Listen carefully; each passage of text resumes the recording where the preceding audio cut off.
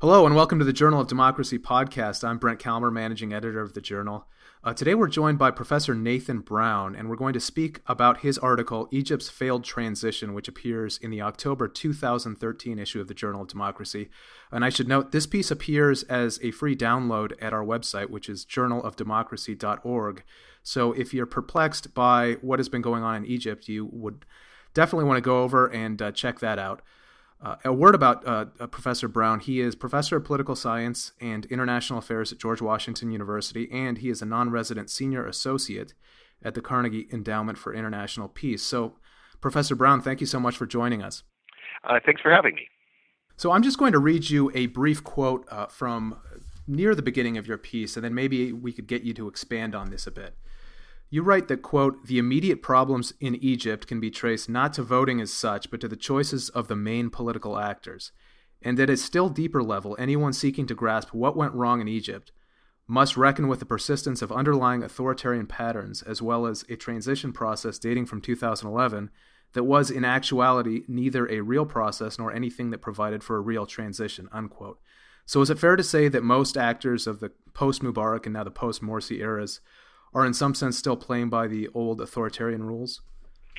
In some sense, yes. I mean, not everybody is playing entirely by electoral rules. For instance, when the opposition coalition, the one that eventually overthrew Morsi, felt that they had very widespread support, they brought their supporters into the streets for demonstrations.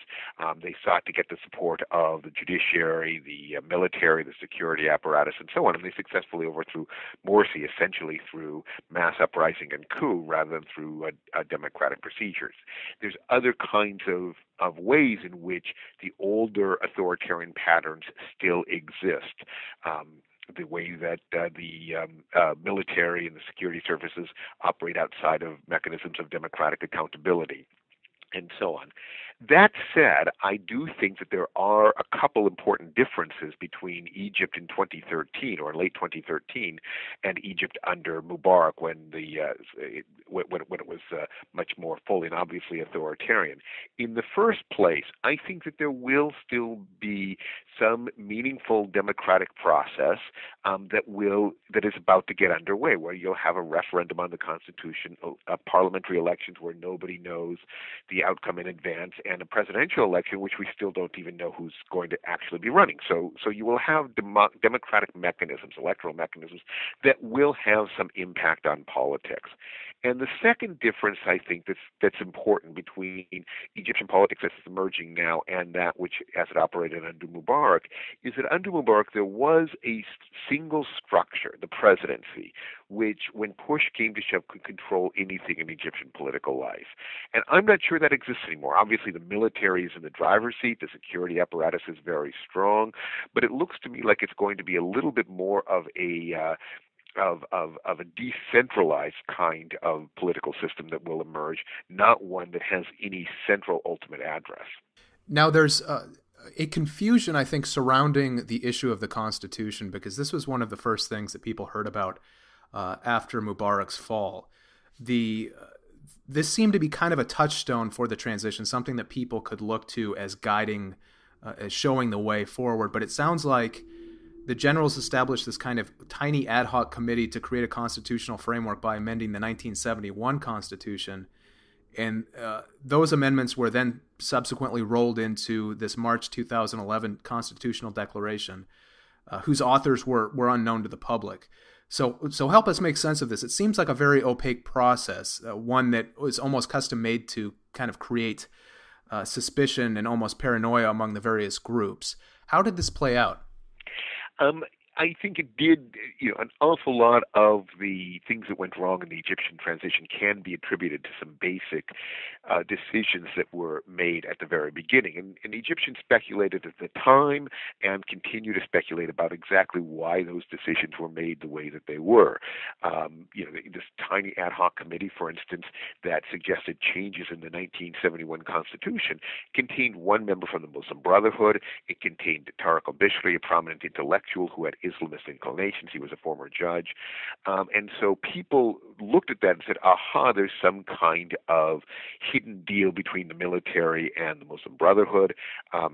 and tried to interpret everything sort of through that lens. My own understanding of the decisions that were made fairly early on, if you're talking about the couple months after Mubarak's overthrow, really probably looked a little bit more like Keystone Cops than they looked like Dr. Evil, sort of manipulating things behind the scenes.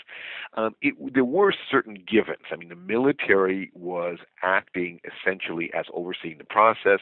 The Supreme Council of the Armed Forces was sitting in the position of president, essentially, and in a place where there was no parliament and so on. So it essentially had unlimited power, but they also clearly wanted a very quick transition. So an awful lot of the speed and the limited nature of the amendments that they were looking at, a lot of those I think had to do with just the military's concern to hold the state together, presumably to hold the military's place within the state, but also to ensure that the revolution didn't continue or deepen. It wasn't necessarily any kind of grand design to move the country in any particular direction. What that had the effect of doing, this constitutional process, what it had the effect of doing was empowering elections as a way of determining who was going to be writing the rules. So you had a constitutional referendum in March, which the military got behind these constitutional amendments, and the Islamists got behind it, again, because they were interested in pushing the process forward. That required the election of a parliament, so that parliament was elected, and the Islamists did even better than people expected, with the Muslim Brotherhood and Salafis and other Islamists completely dominating both the upper house and the lower house. And that put them in the position of being able to designate who was going to write what they thought was going to be the country's permanent constitution, because of the process that had been designed back in March, which had the parliament decide who was going to be writing this constitution. So it looked like a process that was designed to serve the military's interest, and it was designed to serve the Islamist interest. And I think it did serve the military's interest, and I think it did serve the Islamist interest. But if you go back to that original period, nobody expected the Islamists to do as well as they expected. I've talked to some members of this ad hoc committee that worked in February and March to draft these amendments, and they say that they got very little guidance from the military about precisely how to proceed. And so it begins to look a little bit more like an ad hoc process, one which sort of broke certain way as much by accident as by design. But the result was that in 2012, the Islamists, it's clear, are going to dominate any kind of process in Egypt that has any kind of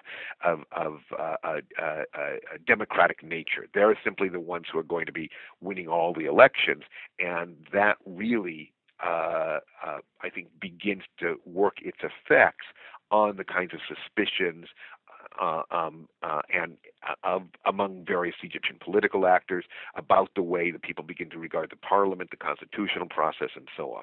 And yet there seems to be a bit of a paradox here because, as you point out in the piece, and this is another apropos quote, a revolution that is carried out in the people's name is unlikely to be able to keep them out of the voting booths for long. So there's clearly this imperative to have people at the polls, and yet there is this sense that Islamists will become so dominant that they would potentially alter the course of history. How could that have been balanced in a way that might not have led to what we see today? Or could it have been? I think it could have been, but it was politically very difficult. Back in February and March, there was an alternate transition plan that the opposition finally came up with. The opposition, essentially, to the Islamists, and it would have meant forming a presidency council and then writing a constitution first and then going to elections. Now, that plan itself, I don't think, was exactly workable. Who's going to be writing a constitution if you haven't had any elections and therefore have no idea who's going to be, who the people would sort of pick as their representatives for any kind of constituent assembly? But the idea of taking ultimate authority away from the military and putting it in the hands of some kind of consensual body, I think would have been very, very healthy. I think the idea of writing a constitution through a consensual process was also one that would have been healthy. That said, the reason you didn't get that kind of outcome, I think, had to do with suspicions on all sides. Those people who called for what they said was Constitution first were very frank about the fact that they wanted to postpone elections because they thought the Islamists would win them. Well, by making that kind of claim, they telegraphed very quickly to the Islamists that our plan is not simply about a consensual process.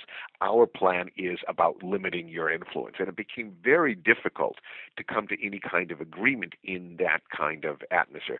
The Islamists, for their own part, I think as they realized the extent to which they were simply better suited to hold elections, also became much less willing to compromise. So you have this process in 2011 of kind of growing suspicions on both sides, and both sides think that they're playing by essentially fair rules, and the other side is cheating. Now, we've discussed kind of the Muslim Brotherhood, or the Islamists at least in general, the military angle, but something that is unclear is what kind of became of the opposition that showed up that was originally responsible for Mubarak's ouster. You write that, quote, when the decades-old Mubarak regime perished in the sudden and spectacular crash of early 2011, the triumphant revolutionaries found themselves beholding the records of a shattered authoritarian presidency with no shared platform and no authoritative structures to guide them beyond those needed to hammer out communiques from Tahrir Square. So why was the creation, or why has the creation of that kind of shared platform proven so elusive to the Egyptian opposition? Well, there's a couple things that was going on with the leadership of the revolution in Tahrir Square. Number one, they were able to coalesce essentially around negative demands. Irhal, get out, or the people want to follow the regime. But it was a very broad and diverse coalition. And in a sense, in order to get everybody on board, they postponed all those kinds of issues. I think a second thing was that an awful lot of the ethos of the leadership of this revolution was really, in a sense, anti-politics, anti-political. What they were about was about making Egypt into a very different kind of society. And they weren't necessarily interested in doorbelling and leafleting for candidates or running for office, and therefore doing things like constituent service and that sort of thing. These were movements and leaders who really saw themselves as about something beyond normal politics. And as a result, they simply didn't focus so much on elections. And there was a third problem as well. When the revolution began in late January, the Islamists basically were ambivalent about it. They felt that and especially the Muslim Brotherhood, the Brotherhood, of course, opposed the Mubarak regime and was anxious to see some kind of political change in Egypt. But they also thought that the revolutionaries were a little bit too willing to take risks. The Brotherhood could expose itself to enormous repression if it joined into a revolutionary coalition, and that revolution was suppressed. So the Brotherhood was very ambivalent. When it was clear after a couple days that these demonstrations had galvanized the Egyptian population into action, the Brotherhood came on board. At that point, you had an even more diverse revolutionary coalition: leftists, nationalists, youth activists, anti-political people, and now Islamists were entering the fray. And again, they could agree on a few things. They wanted Mubarak out. They wanted a more democratic political system. They wanted more accountability in political life. And they had a little bit of a history to draw on of talks in the pre-2011 period between various liberal and leftist and radical and Islamist groups, where they basically sort of tried to reach across their ideological divides and try to understand and hammer out joint platforms. But that process was basically just embryonic. What it meant was that they knew how to speak each other's language, but they really hadn't come to any kind of understanding on fundamental rules of the political game. So in a sense, that revolutionary coalition triumphed a little bit too easily. They didn't have to hammer out anything more than that. And then essentially when Mubarak left and fell with I think, surprising ease, all of a sudden they had different conceptions about what the proper process was, with the Islamists interested in elections and the revolutionaries interested in continuing the revolution. Now, fast forward to the present, and we're reading stories now about the Muslim Brotherhood essentially being extinguished by the Egyptian, I'm not sure if it's the Interior Ministry. Could you speak a bit about this crackdown and how substantial it is and what it means for the future of that organization? It's very substantial, and yes, it's not just the Interior Ministry, it's the judiciary, it's the religious establishment, and so forth and so on. It was clear on June 30th that when the demonstrators turned out, June 30th of this year, that Morsi was in serious trouble and would probably be overthrown. And then on July 3rd, the military deposed him. What was less clear was what was going to happen to the Brotherhood. And the Brotherhood, in a sense, dug in its heels and said Morsi is the legitimate president. And the new power brokers in Egypt decided to turn on the Brotherhood with a ferocity that actually took me a little bit by surprise. They have basically arrested almost all of the top leadership of the Brotherhood. They've now dismantled the Brotherhood as a non-governmental organization. It had recently finally achieved legal status. The Freedom and Justice Party, the Brotherhood's political party, has basically been decimated. It's not clear whether it continued in a legal operation. Any official that had been appointed by the Brotherhood has basically been dismissed. Even some judges who had formed a front kind of within the judiciary that was more sympathetic to the Brotherhood, even they are being threatened with loss of their position. And on top of this is, I would say, a widespread media campaign against the Brotherhood, denouncing the organization as terrorists, a widespread campaign by the security services to suppress any kind of Brotherhood demonstrations, and really a public mood that enables this media campaign, this military action, the court cases, the purge of the Brotherhood, and the very, very rough suppression, in which you've got over 1,000 deaths so far. In that kind of atmosphere, I think the Brotherhood is simply reeling as an organization. Its top leadership is not simply in jail, but is held incommunicado, and various leaders can't communicate with each other. So I think that what we're witnessing right now is the extinguishing of a political project that the Brotherhood had slowly built up over the last generation of trying to establish itself as a kind of regular player on Egypt's political scene. Where the Brotherhood goes from here, I'm not sure, and I'm not sure the Brotherhood itself knows at this point, but it's clear that whatever kind of political system emerges in Egypt right now, it's going to be one in which the Brotherhood is not really going to be an accepted political actor, at least in the short term. Will Islamists be accepted political actors, the Noor Party, for example? That's a great question, and the answer is not yet quite clear. When the military overthrew Morsi, the Noor Party did throw itself behind the coup. And it did so very clearly as an attempt to keep those elements of the 2012 Constitution, which it had helped secure the previous year. It did so also, I think, to retain its legal status. And it did so, in a sense, I think, to as part of its own strategy, the Salafi strategy, of gradually Islamizing Egypt kind of from below. And they felt as long as they could keep some kind of formal presence and protected presence in Egypt, so that they could drag the society along through gradual persuasion. And in fact, they could probably even move into areas of Egyptian society where the Brotherhood had previously been dominant. Essentially, Salafis could take over the Brotherhood's role as dominating the Islamist side of the spectrum. That seemed to be their hope back in July.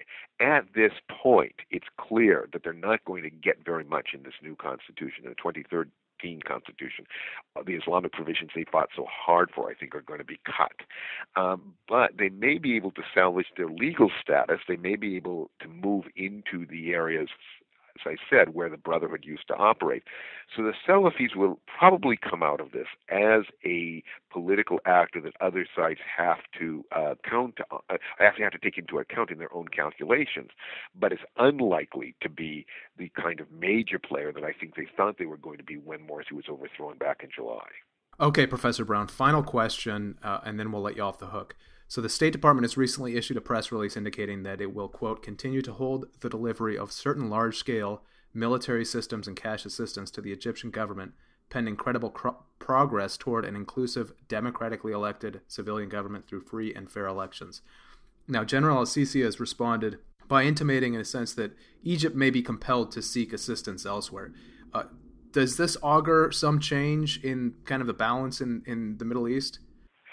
I don't think it augurs a fundamental change. The leadership in Egypt and the leadership in the United States, I think, still see each other as actors that the other has to do business with. The United States is clearly uncomfortable with a lot of the events that have taken place in Egypt over the past couple months, and I think they're worried about Egypt's democratic credentials and the democratic credentials of the political system that is emerging.